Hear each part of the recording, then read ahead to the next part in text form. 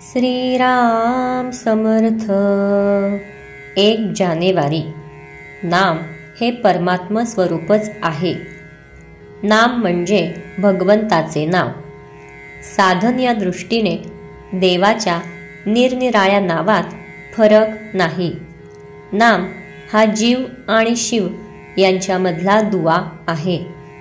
नाम हे साधनही आहे आणि साध्यही आहे। नाम सगुण आहे आणि निर्गुणही आहे। नामाचा आरंभ सगुणात आहे तर शेवट निर्गुणात आहे। आरंभ सगुणात आहे असे म्हणण्याचे कारण हे की भगवंत मुळात जो निर्गुण निराकार आहे तो जेव्हा सगुणात आला तेव्हाच त्याला नामरूप लागले आणि सगुणरूप नाहीसे झाले तरी नाम शिल्लकच राहिले, म्हणून ते निर्गुणही आहे। तेव्हा सगुण आणि निर्गुण भक्तीला आधार नामाचाच आहे। नाम हा सत्संगाचा पाया आहे आणि कळसही आहे। नाम म्हणजे आपली वृत्ती आणि भगवंत यांना जोडणारी साखळीच आहे। लग्न झाल्यावर स्त्री जशी नवऱ्याशी एकरूप होऊन जाते त्याप्रमाणे वृत्तीचे नामाशी लग्न होऊन ती नामरूप बनली पाहिजे।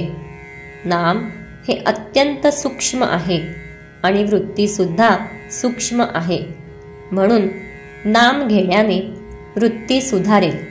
वृत्ती सुधारली की चित्त शांत होईल।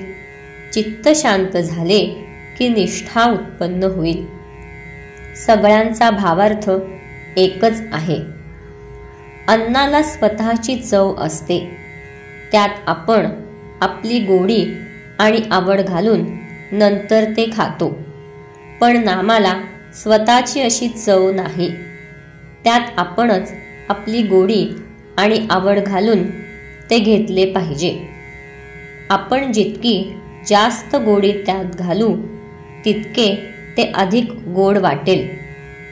पंढरपूरला जायला पुष्कळ रस्ते आहेत, परंतु सर्वांना शेवटी बारीतून जाऊनच दर्शन घ्यावे लागते। त्याप्रमाणे इतर साधने जरी केली तरी नाम साधन केल्यावरच आत्मस्वरूपाची प्राप्ती होते। आपण नाम घ्यावे ते आपणच आपल्या कानांनी ऐकावे आणि ते घेता घेता शेवटी स्वतःला विसरून जावे। हाच नामसाधनेतला आनंदाचा मार्ग आहे।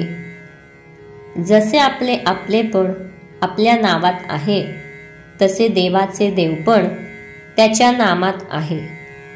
आपण आज जे नाम घेतो तेच नाम शेवटपर्यंत कायम राहते, परंतु देहबुद्धी जसजशी कमी होत जाईल तसतसे नाम अधिकाधिक व्यापक आणि अर्थगर्भ बनत जाते आणि शेवटी नाम हे परमात्म स्वरूपच आहे असा अनुभव येतो। पाणी हे जसे शरीराचे जीवन आहे तसे नाम हे मनाचे जीवन बनले पाहिजे।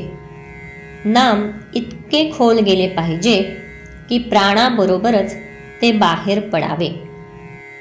अंतकाळी अगदी शेवटी सुटणारी वस्तू म्हणजे भगवंताचे नाम पाहिजे।